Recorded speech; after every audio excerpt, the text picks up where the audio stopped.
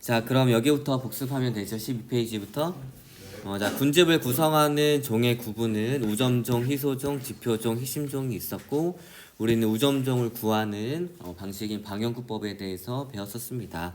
이거 한 번씩 읽어보면 될 것 같고 식물의 군집에서 우점종 결정은 방영구법을 통해서 구하고 동물의 군집에서는 밀도가 큰 개체군이 우점종이에요. 저번 시간 요거 설명 안 한 것 같은데 동물에서 우점종의 조사는 밀도나 빈도나 피도를 구하기 어렵습니다. 왜냐하면 계속 움직이잖아요. 그렇죠? 그렇기 때문에 밀도가 가장 큰 개체군은 우점종으로 하고 그래서 동물에서의 우점종 조사할 때는 면적이 일정한지 변하는지 잘 확인해가지고 계산해주면 됩니다. 자, 이제 식물의 우점종 조사에 와가지고 방영구법에 대해서 알아보도록 할게요. 방영구 어려운 게 아니라 그냥 요 네모칸 하나를 던져놓고 요 사이에 들어오는 식물들을 세주는 겁니다. 자, 밀도, 빈도, 피도를 구한 다음에 상대 밀도, 상대 빈도, 상대 피도를 구해서 얘네들의 합을 해가지고 가장 큰 숫자를 나타내는 종을 찾으면 걔가 바로 우점종이에요. 이런 것들을 중요치라고 합니다.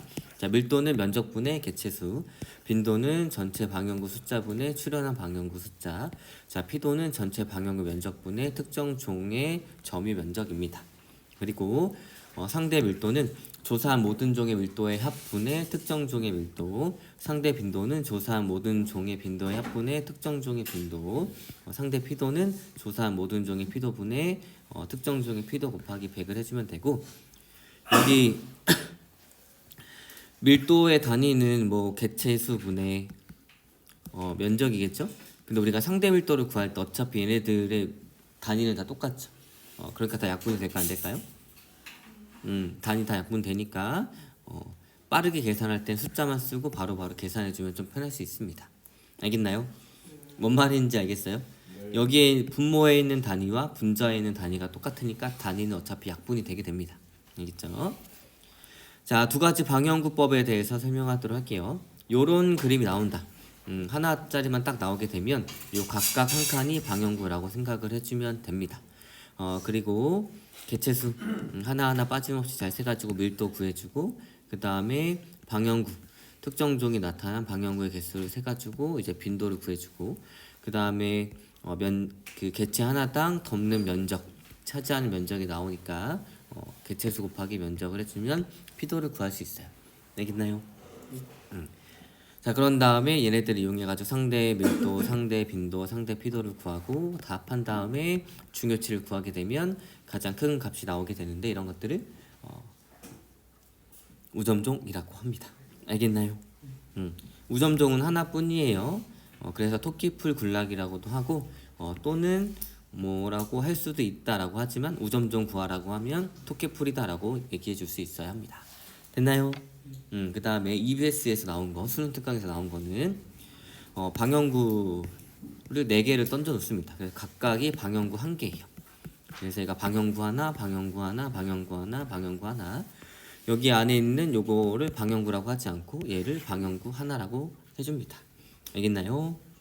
자, 그래서 밀도는 전체 방영구의 면적이 4고 그 다음에 개체가 하나, 둘, 셋, 4개 나왔으니까 이렇게. 그 다음에 빈도 구할 때 얘 각각이 방영구가 아니라 그랬어요. 얘가 방영구라 그랬죠. 전체 4개의 방영구 중에 A 종이 나타난 방영구가 하나, 둘, 그래서 4분의 2 됐나요? 그다음 문제 조건에서 피도를 어떻게 구하라 라고 이렇게 나오게 되면 얘가 하나 나오면 여기 전체를 다 차지한다고 했으니까 여기 하나의 면적이 0.04m 제곱이니까 얘가 하나, 둘, 셋, 4개 나왔으니까 4 곱하기 0.04m 제곱 그 다음에 전체 면적 이렇게 계산해주면 됩니다. 알겠나요? 자, 이렇게 해서 각각의 종들의 밀도, 빈도, 피도를 구하고 상대 밀도, 빈도, 피도를 다 구해가지고 합하면 중요치가 나오게 되고 중요치가 가장 큰 종이 우점종이 됩니다. 알겠나요? 좋아요. 자, 그러면 여기도 진도 나왔다고 했죠? 자, 군집의 종류 생물의 서식 환경에 따라서 육상 군집과 수생 군집으로 나누어지게 됩니다. 이 육상 군집은 산림, 초원, 사막이고 사막을 다른 말로 황원이라고 하고 우리 아마 부교재에는 황원으로 되어 있을 거예요. 근데 다 영어로 찾아보면 뭐라고? 데저트로 나와 있으니까 그냥 사막, 황원 같다고 생각해 주면 될 것 같습니다. 자, 수생 군집은 담수 군집과 해수 군집으로 나눠지게 되고 담수 군집은 강, 호수, 해수 군집은 바다. 자, 이제 산림 보도록 할게요. 육상 군집에서 목본과 초본으로 구성이 되어 있고 우점종은 이제 목본이 됩니다. 그리고 오랫동안 안정된 상태로 유지를 하고 강수량이 많고 식물이 잘 자라기에 적당한 온도가 있어야지만 숲이 형성이 되고 산림의 층상 구조는 빛의 세기와 양, 온도 등에 따라서 수직적인 몇 개의 층으로 구성이 되고 특히 빛에 대해서 많이 영향을 받습니다. 알겠나요? 자, 그러면 이렇게 큰 나무가 있어 대략 8m 이상이 있는 것 이런 것들을 교목이라고 하고 그 다음에 눈높이에 있는 것들을 관목이라고 하고 이 교목과 관목 사이에 있는 것을 아교목층이라고 합니다. 그 다음에 여기 바닥에 있는 풀들 초본층, 그 다음에 요 사이를 선태층, 그 다음에 얘를 지중층이라고 해요. 자, 그래서 교목층부터 초본층까지는 광합성층이고 그 다음에 초본층에는 이런 특징이 있고 선태층에는 이런 특징이 있습니다.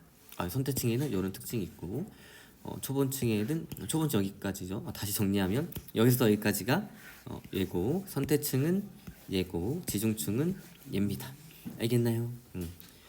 자, 그 다음에 산림의 예시 온도에 따라서 열대우림, 상록 화렵수림, 그 다음에 낙엽 화렵수림, 침엽수림으로 되어 있습니다.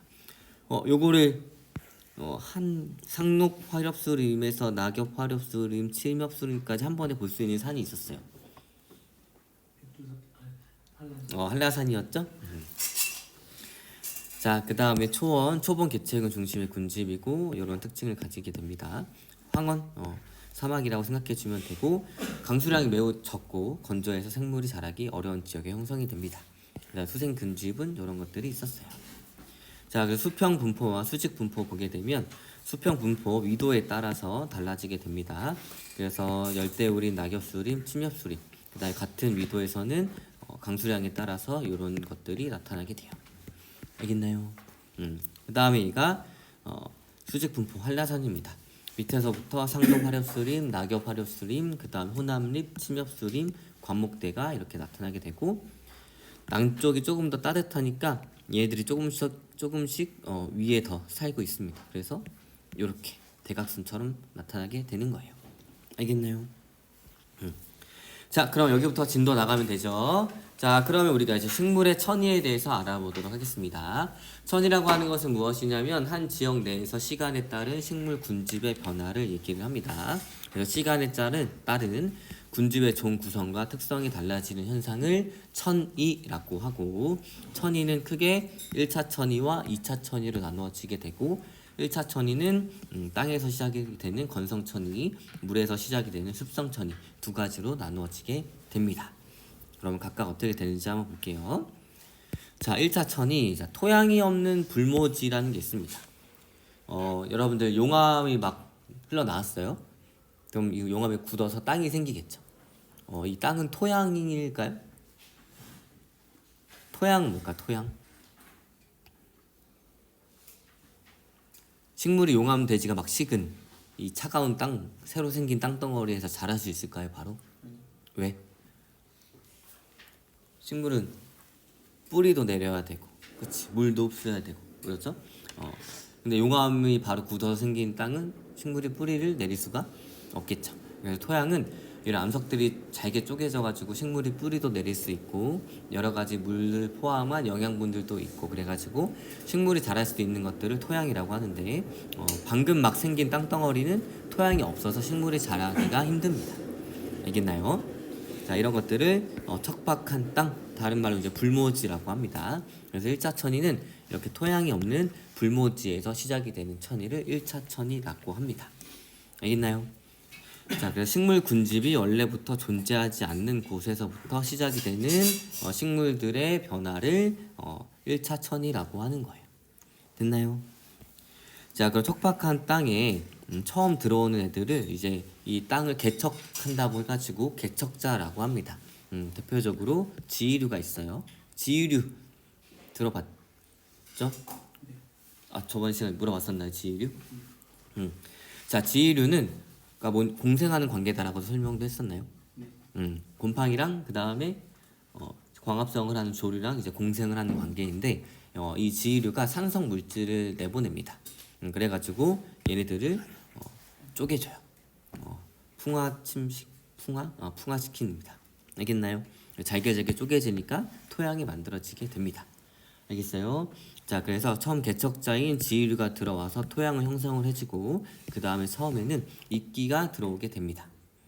됐어요? 자, 그 다음에 이끼가 들어오고 그 다음에 이제 풀들이 자라기 시작해요. 그래서 이런 것들을 초원이라고 합니다. 됐나요? 자, 그 다음에 초원 사이사이에 드디어 이제 눈높이만한 나무들이 씨앗이 와가지고 자라기 시작합니다. 자, 그러면 나무들이 자라요. 그러면 풀보다 높게 자랄까요? 낮게 자랄까요? 높게 자라겠죠? 그러면 원래 초본이 빛을 잘 받다가 나무가 자라기 시작하면 빛이 잘 받을 수 있어요? 없어요? 없죠.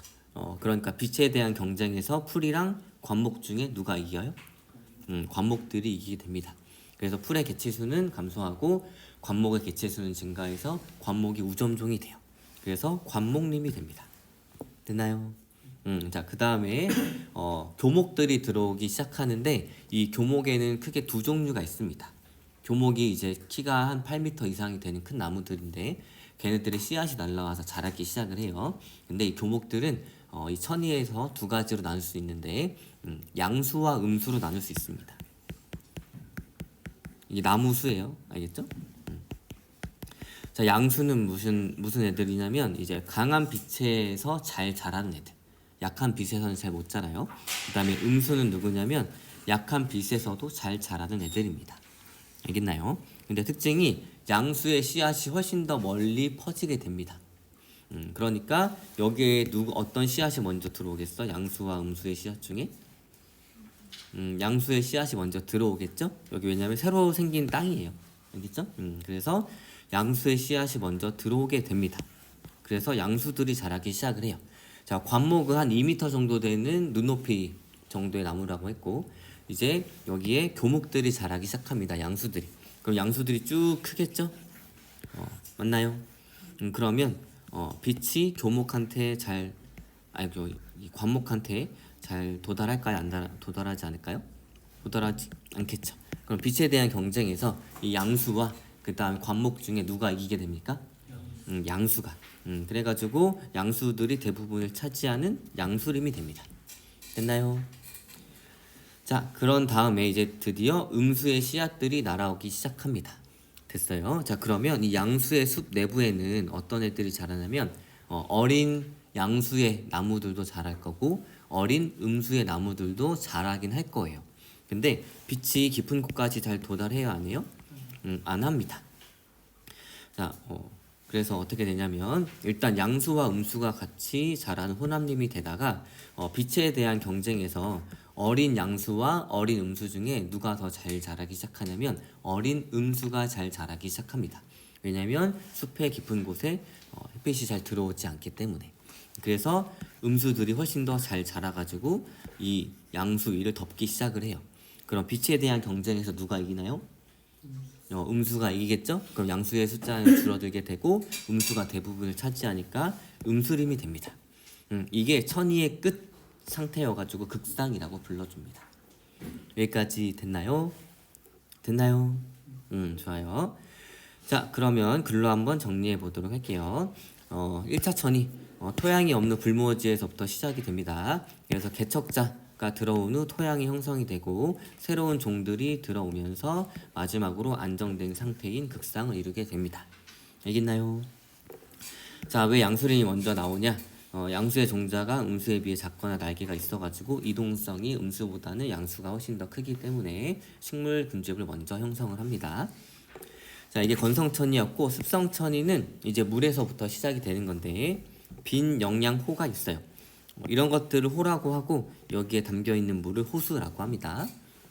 자, 빈 영양호는 영양적으로 비어 있습니다. 영양 염류가 많이 없다는 얘기예요. 자, 그러다가 식물성 플랑크톤들이 많이 자라기 시작하고 이제 그 다음에 주변에서 흙이 조금씩 내려오고 해가지고 식물성 플랑크톤도 많이 생기고 그래서 부영양호가 되게 되면 이제 수생 식물들이 자라기 시작합니다. 그러면 이제 계속 흙이 흘러 들어오고 수생 식물들이 죽고 살고 죽고 하면서 반복이 되면서 여기에 굉장히 많은 부식질들이 쌓이게 됩니다. 알겠나요? 그래서 이것저것 쌓여가지고 습지가 돼요. 알겠나요? 이끼들이 자라기 시작하고 이후에는 여기 흙들이 더 메꿔지면 물들이 흙으로 다 메꿔지면서 초원이 형성이 되고 이후에는 같은 과정을 반복을 하게 됩니다. 알겠나요? 자, 그러면 이제 글로 다시 한번 정리해 보도록 할게요. 자, 건성천이 용암지대와 같은 건조한 곳에서 시작이 되는 천이로 척박한 땅이 시작입니다. 생물이 거의 없는 척박한 땅, 맨 땅, 바위, 용암, 대지 등이에요. 자, 지류와 이끼류가 그 다음에 척박한 땅에 처음으로 나타나기 시작하는데 최초로 나타나는 개척자가 바로 지류인 거고, 지류는 산성물질을 분비해서 바위를 풍화 촉진시켜가지고 토양을 만들게 됩니다. 알겠나요? 그 다음에 토양이 형성이 된 뒤에 이끼류가 자라기 시작을 해요. 자, 그 다음 초본이 자라면서 기존의 우점종인 지류와 빛에 의해서 경쟁을 합니다. 이끼보다는 풀이 좀 더 크겠죠? 그래서 누가 이겨요? 풀이 이깁니다. 그래서 초본이 우점종이 돼서 지류는 감소하고 식물 군집은 이제 초원이 되게 됩니다. 알겠나요? 지류와 이끼류 중에 이제 초본에서 다 밀리니까 초본이 우점종이 되게 되는 거예요. 됐나요? 자, 그다음 관목이 자라면서 기존의 우점종인 초본과 빛에 대해서 경쟁을 하고 누가 이기게 돼요? 관목이 이기게 돼서 관목이 우점하게 됩니다. 그래서 식물의 군집은 관목림이 됩니다. 우리 산림의 이름은 우점종의 이름을 붙인다고 했어요. 자, 그 다음에 양수와 음수가 이제 드디어 나오기 시작하는데, 양수, 햇빛이 잘 드는 곳에서 자라는 교목으로 대부분 침엽수입니다.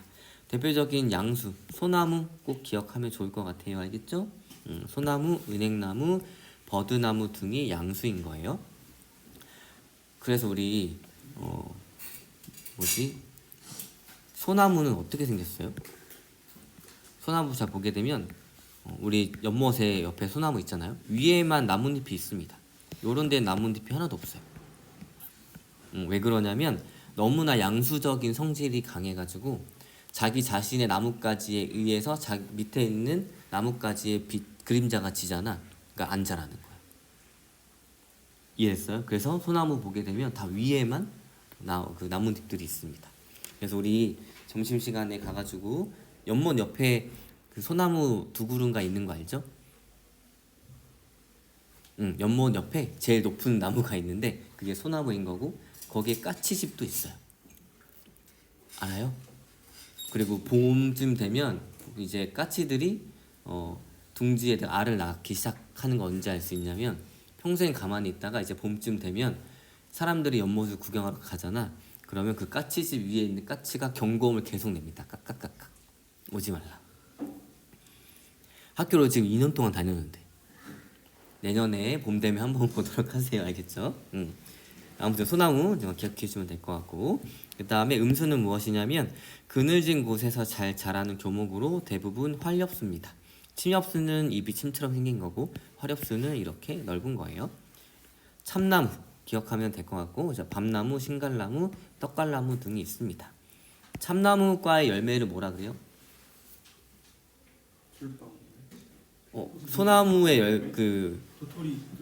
그렇죠. 참나무과의 열매를 도토리라고 합니다. 그래서 여러분들 여기 투썸 있는 거기 숲에 한번 가봤어요? 유치원생들이랑 초등학생들 막 그 생태 체험하러도 오는데 거기에 바닥에 보면 도토리들이 쫙 깔려 있을 때가 있어요. 지금 도토리가 한참 많은데 그러면 음수가 있다는 얘기겠지? 음수가 우점합니다. 그래서 옆에 우리 저 숲은 극상에 도달한 거죠.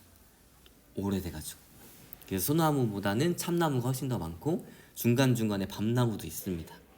그런 거를 봤을 때 옆에 있던 숲은 극상을 이루었구나 라고 여러분들이 지금부터 보일 거예요. 그 숲을 지나갈 때마다. 알겠죠? 자, 근데 여기 번호만 바꿔줄게요. 5 다음에 5가 아니라 5 다음에 6이겠죠? 그래서 자,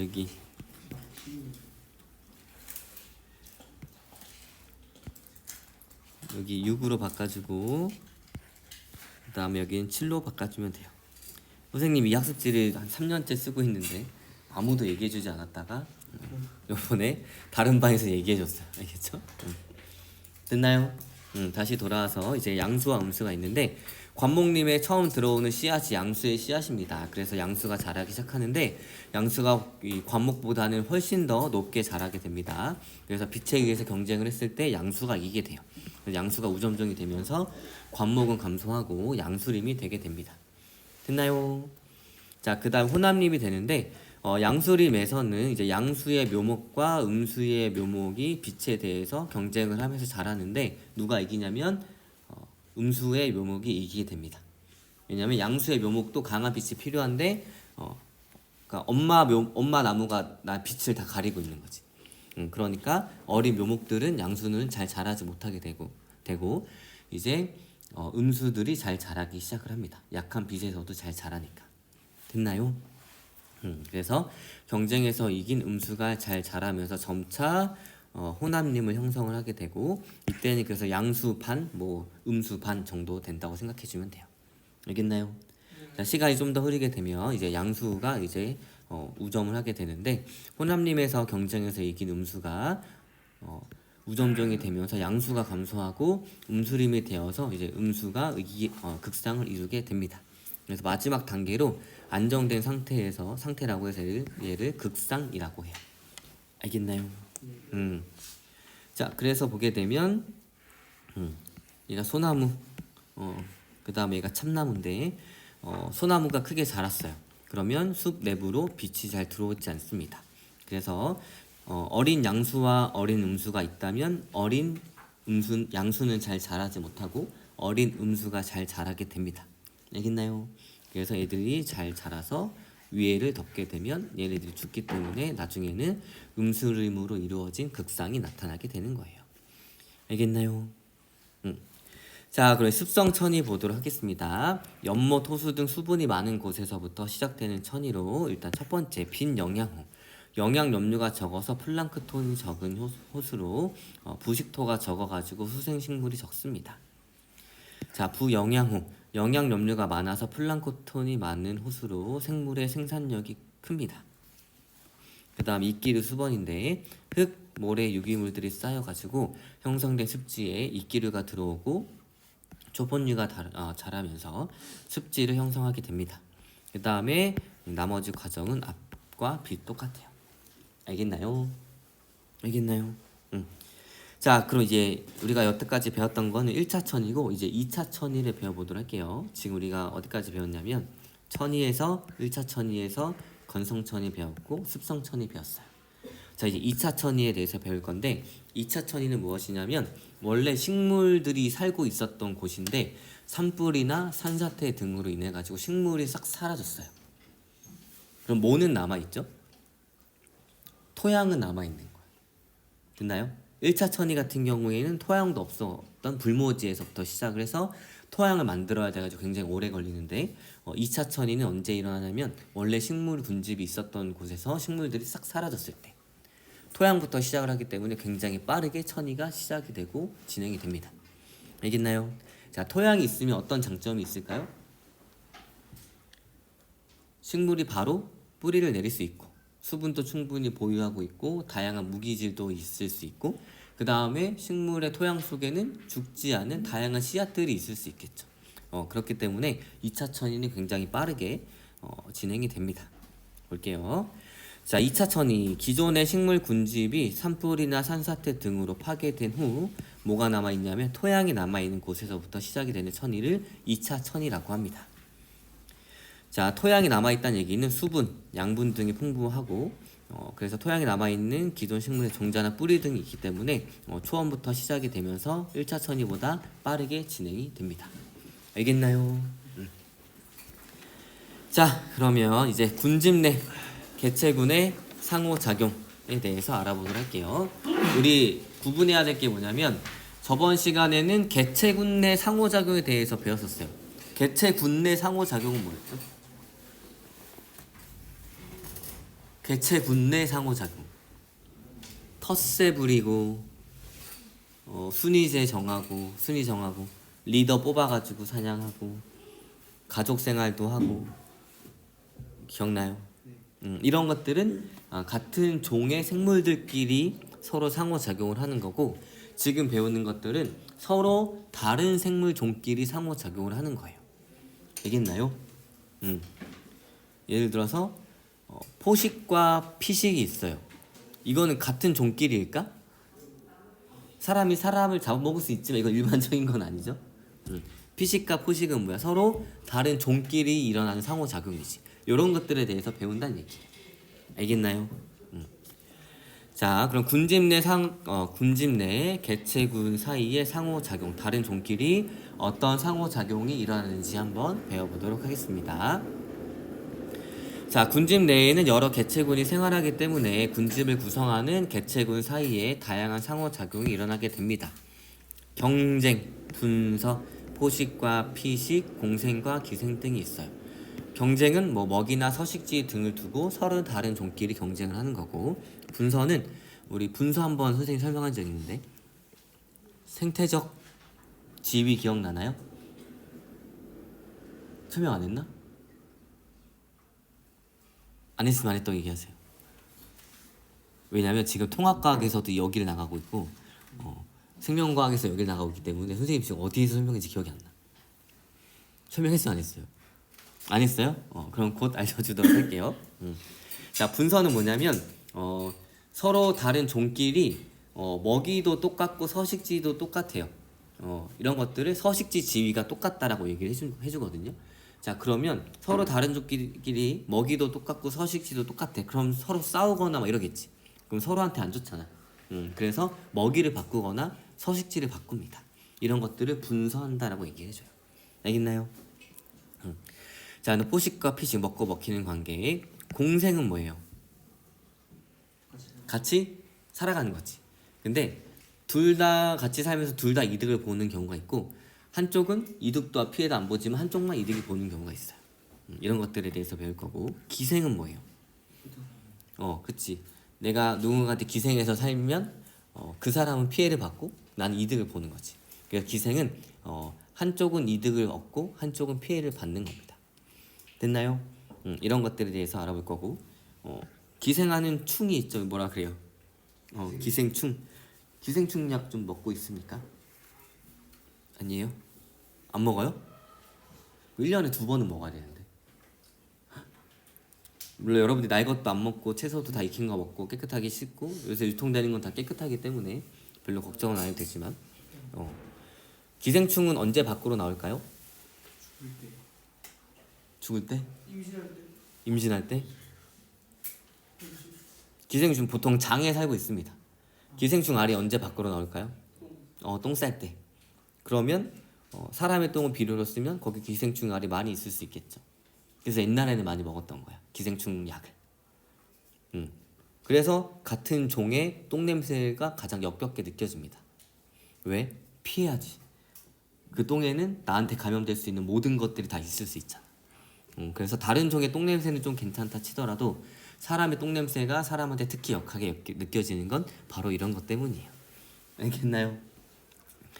여러분 약간 양떼 목장 이런 데 가면 양떼 똥 냄새 약간 참을 수 있지만 화장실에 누가 이제 폭탄 터뜨리고 하면 참을 수 없잖아. 그런 거예요. 알겠죠? 가끔 폭탄 맞을 때 있지 않아요? 얘가 좀 장이 많이 안 좋네 이런 식으로. 근데 이게 같은 종의 배설물의 냄새를 가장 심하게 피하는 이유는 바로 이런 기생충 감염이 우리한테 진화적으로 다 느낌적으로 있는 거지. 알겠나요? 자, 그러면 이제 경쟁에 대해서 볼 건데 사실 경쟁은 두 가지로 나누어지긴 합니다. 개체 사이의 경쟁이라고 해가지고 같은 종끼리도 경쟁할 수가 있고, 그 다음에 개체군 사이의 경쟁이라고 해가지고 서로 다른 종끼리도 경쟁할 수 있어요. 알겠나요? 같은 내부에서도 경쟁이 일어날 수 있고 군집 내부에서도 경쟁이 일어날 수 있습니다. 근데 우리가 이제 수능 기준으로 했을 때 일반적으로 수능에서 표현되는 경쟁의 의미는 개체군 사이의 경쟁으로 서로 다른 종끼리의 경쟁을 의미를 합니다. 알겠나요? 그래서 여기에서도 경쟁은 서로 다른 종끼리의 경쟁을 의미를 하는 거예요. 됐나요? 자, 그러면 종 간 경쟁에 대해서 알아보도록 하겠습니다. 종 사이의 경쟁이니까 군집 내부에 서로 다른 종끼리의 경쟁을 의미를 합니다. 알겠나요? 자, 종 간 경쟁. 자, 생태적 지위라고 있는데 생태적 지위는 무엇이냐면 먹이 지위와 서식지 지위를 포함합니다. 방금 설명한 대로. 그래서 먹이 지위, 먹이도 같고 서식지도 같으면 생태적 지위가 같다라고 얘기를 해주고 둘 중에 하나라도 다르면 생태적 지위가 같다라고 얘기하지 않아요. 그래서 둘 중에 하나라도 다르면 생태적 지위가 다르다라고 얘기를 해줍니다. 됐나요? 자, 그러면 생태적 지위가 유사한 두 종이 있어요. 두 종 이상의 개체군이 함께 살면 개체군 사이에는 한정된 자원이나 서식지를 차지하기 위해서 경쟁이 일어나게 됩니다. 알겠나요? 자, 그 다음에 어떤 단어가 나타나냐면 이제 경쟁 베타의 원리라는 게 나타납니다. 이거 어떤 단어냐면 A라는 종과 B라는 종이 경쟁을 해. 그러다가 얘네들이 경쟁하면서 계속 사는 게 아니라 경쟁에서 진 A가 완전히 거기에서 사라져요. 이런 것들이 경쟁 베타의 원리가 적용됐다라고 얘기를 합니다. 경쟁해가지고 베타 시킨 거지. 됐나요? 그래서 경쟁 베타의 원리는 무엇이냐면 두 개체군이 경쟁한 결과 경쟁에서 이긴 개체군은 살아남고 경쟁에서 진 개체군은 경쟁 지역에서 사라지는 현상을 경쟁 베타의 원리라고 하고 그래서 경쟁 베타의 원리가 적용되는 경우도 있고 적용되지 않는 경우도 있습니다.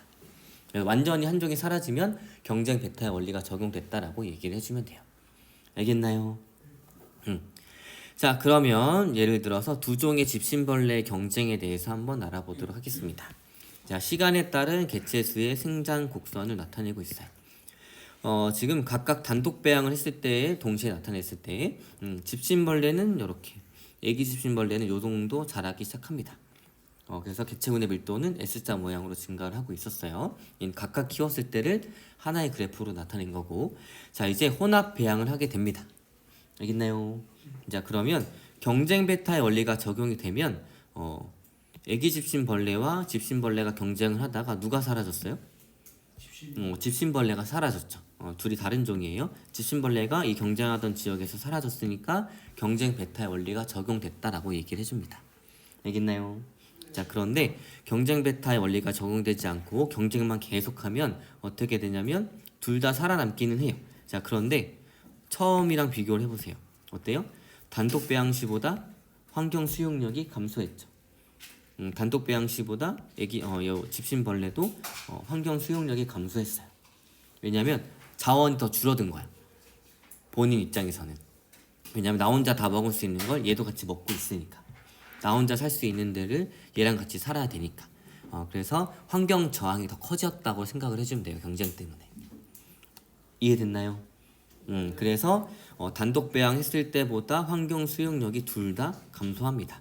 그렇지만 두 종 중에 한 종이 사라졌어요? 안 사라졌어요? 안 사라졌으니까 그냥 경쟁 베타 원리가 적용이 되지 않고 경쟁만 한다라고 생각을 해주면 됩니다. 알겠나요? 그래서 경쟁을 하게 되면 둘 다 환경 수용력이 감소하게 되는 거예요. 됐나요? 자, 그럼 이제 분서에 대해서 알아보도록 할게요. 자, 생태적 지위의 변화로 생태적 지위는 다시 한번 얘기하면 먹이 지위와 서식지 지위를 포함하는데 얘네들이 비슷하게 되면은 서로 경쟁을 하게 돼서 서로한테 피해가 오게 됩니다. 그래서 생태적 지위가 비슷한 개체군들은 경쟁을 피하기 위해서 먹이를 바꾸거나 서식지를 바꾸거나 혹은 둘 다 바꾸기도 합니다. 그리고 활동 시기, 산란 시기 등을 달리합니다. 그래서 크게 먹이 분리와 서식지 분리가 있는데 먹이 분리는 먹이를 다르게 하는 것, 서식지 분리는 생활 공간을 다르게 하는 것입니다. A종과 B종이 있어요. 여기는 먹이의 종류고 여기는 서식지의 범위입니다. 지금 여기에서 여기까지는 서식지가 겹치고 여기에서 여기까지는 먹이가 겹쳐요. 그럼 이 부분에서 경쟁이 일어나겠죠. 그러면 여기를 없앤다는 얘기예요. 첫 번째, 먹이를 분리를 합니다. 그러면 서식지가 겹쳐도 먹이가 겹치지 않으니까 서로 경쟁하지 않아요. 됐나요? 혹은 서식지를 분리를 합니다. 그래서 먹이가 겹치더라도 서식지가 분리가 되어 있으니까 경쟁을 하지 않아요.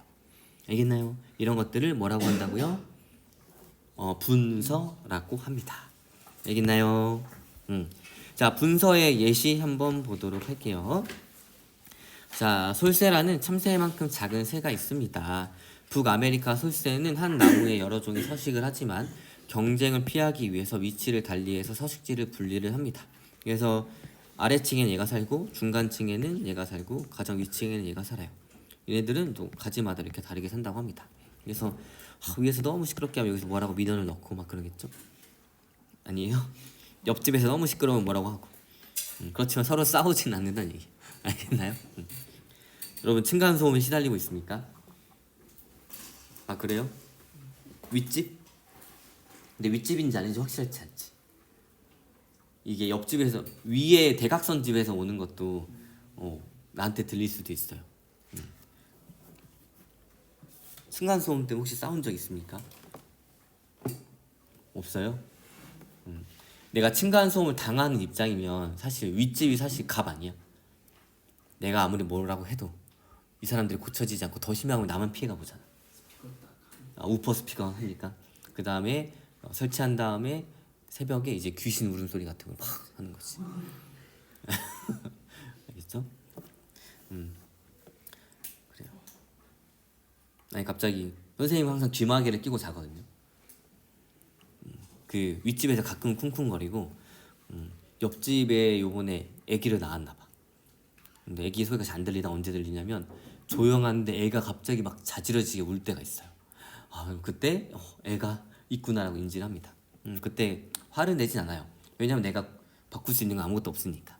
내가 바꿀 수 있는 건 귀마개를 끼는 거, 에어팟을 끼는 거, 요겁니다. 알겠죠?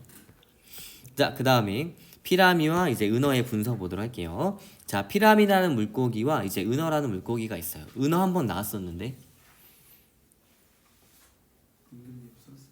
응? 임금님 수라상 왜 나왔어요? 어디에서? 수라상 기억하면 안 돼. 알겠지?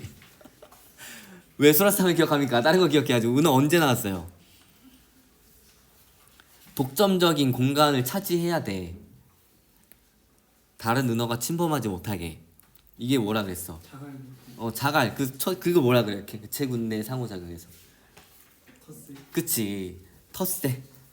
기억나요? 텃세 할 때 잠깐 나왔었잖아요. 그쵸? 선생님이 뭐라 그랬어? 전학 오는 애들한테 텃세 부리는 건 동물적인 본능을 따르는 거고, 내가 힘세다고 친구가 막 뺏고 괴롭히는 건 동물적인 감각을 차지한 본능을 따라가는 거니까 인간성을 상실하는 거라고 얘기했잖아. 그래요, 안 그래요? 그치? 전학생이 오면 내가 동물이니까 동물적 본능이 있겠지. 근데 그거를 억제하고 나는 인간이다 생각하고 친구들한테 잘해주고, 내가 얘보다 힘이 세. 그렇다고 얘를 괴롭히는 게 아니라 괴롭히는 건 이제 동물적인 본능만 따르는 거고, 내가 인간이잖아. 그래서 인간임을 인지를 하고 약한 친구들 도와주는, 이게 바로 인간 사입니다. 알겠죠? 이것도 설명했었는데 텃세 설명하면서 기억나요? 그래서 임금님 수라세 이런 거 기억 안 해도 되고, 이제 텃세 이런 거 꼭 기억해줘야 됩니다. 자, 근데 요거는 이제 피라미랑 은어라는 서로 다른 물고기 종류 사이에 일어나는 상호 관계를 보는 거예요. 자, 피라미는 은어가 없을 때는 하천 중앙에서 녹조를 먹고 삽니다. 그러니까 은어가 없으면 피라미들이 가생에 있는 게 아니라 요 중앙에 있다는 얘기예요. 하지만 은어가 이렇게 이주해 오면 피라미는 그냥 피해가는 거지. 하천 가장자리로 이동해서 수소곤충을 먹고 삽니다. 그리고 은어는 하천 중앙에서 녹조류를 먹고 삽니다. 그래서 피라미 같은 경우에는 여기 가운데에서 녹조류를 먹고 살았지만 은어가 오기 시작하면 얘네들이 서식지를 가장자리로 옮기고 먹이도 곤충으로 바꾼다는 얘기예요. 그러니까 먹이도 분리하고 서식지도 분리하는 겁니다. 알겠나요? 자, 그 다음에 피라미와 갈견이의 분서인데 둘 다 민물고기예요. 자, 수서곤충, 유기물, 식물성 플랑크톤을 먹고 사는 피라미, 모든 거 다 먹는다는 얘기예요. 사는 곳에 수서곤충을 주로 먹는 갈견이라는 물고기가 이주해 오면 피라미는 그래 너 곤충 너 먹어, 나 딴 거 먹으면 됐지, 이렇게 하는 거예요. 그래서 수서곤충을 적게 먹고 유기물과 식물성 플랑크톤을 주로 먹이로 해서 갈견이와의 경쟁을 피합니다. 그래서 잡식이었다 약간 초식으로 돌아섰다는 얘기예요. 알겠나요? 그래서 얘는 뭐를 분리한 거냐면 먹이를 분리한 겁니다. 알겠나요? 자, 그러면 요것만 하고 이번 시간 끝내도록 할게요. 여러분들 그 진도 빨리 빼야지 발표 시간도 주고 합니다. 알겠죠? 자, 그림은 조간대 지역에서 서식하는 따개비 A종과 B종의 분포를 나타내는 겁니다. 조간대가 뭐예요? 조간대.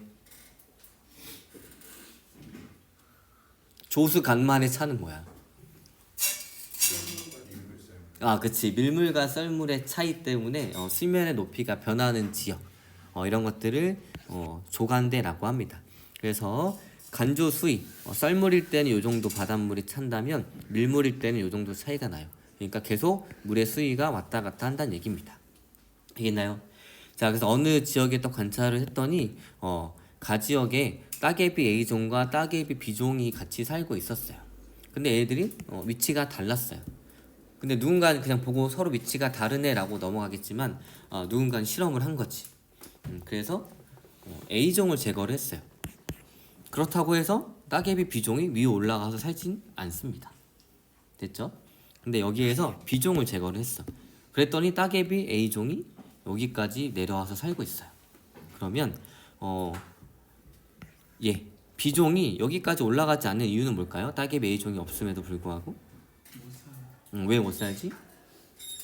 수위가 평균 수위가 여기잖아. 그러니까 이 정도의 수위는 계속 필요한 거지. 그래서 평균 수위 위에서는 살 수가 없기 때문이었고, 근데 B종을 제거했을 때 A종이 여기까지 내려왔어요.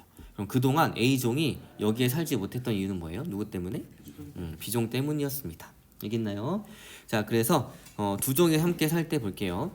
평균 수위 아래 부분에는 A종과 B종이 생태적 지위가 겹칩니다. 겹치죠? 맞나요? 자, 그런데 이제 종간 경쟁에서 누가 이겼냐면 원래 여기에는 A종도 살 수 있었는데 B종이 이겨버린 거지. 그래서 여기 지역에서는 B종만 서식을 합니다. 그러니까 여기 지역에서는 보면 원래 A종과 B종이 둘 다 살 수 있는데 A종은 못 살고 B종만 살고 있죠. 그러니까 경쟁 베타의 원리가 적용이 됐다는 얘기입니다. 그래서 여기 간주 수위부터 평균 수위 요 지역에서는 A종이 사라졌기 때문에 경쟁 베타의 원리가 적용됐다라고 얘기를 해주는 거예요. 이거 이해됐나요? 문장으로 해석을 해주면 돼요. 자, 근데 A종을 제거를 했어요. 그런데도 불구하고 B종이 위에 가서 살지 못합니다. 그거는 이제 환경 때문인 거지. 그래서 B종은 평균 수위 때문에 위에선 살 수가 없습니다. 자, 그 다음에 다에서는 B종을 제거를 했어요. A종은 보니까 이제 평균 수위 아래 부분에서도 살 수 있습니다. 자, 그래서 가에서 A종의 분포 하한선은 경쟁에서 진 결과이기 때문에 B종이 없는 경우에 A종은 평균 수위 아래쪽까지 내려와서 서식을 할 수가 있습니다. 자, 두 종의 따개비가 함께 있을 때 경쟁으로 인한 피해를 줄이기 위해서 서식 공간이 달라졌죠. 그래가지고 이걸 또 분서했다라고 표현해 줄 수 있어요. 표현해 줄 수 있어요. 그래서 이거예요. 여기에서 A종이 못 살고 B종만 사는 이유는 경쟁 베타 원리가 적용이 됐기 때문인 거고, 얘가 위로 올라가서 살 수 없는 건 환경 때문인 거고. 알겠나요? 그리고 두 종의 따개비가 함께 있을 때는 함께 있다면 경쟁으로 인한 피해를 줄이기 위해서 서식 공간을 이렇게 또 다르게 했습니다. 그래서 전체로 보게 되면 이제 분서했다라고 얘기해 줄 수 있어요. 알겠나요? 자, 그래서 오늘은 여기까지. 고생했습니다 여러분. 풀 수업 했네요. 1분 남겨놓고.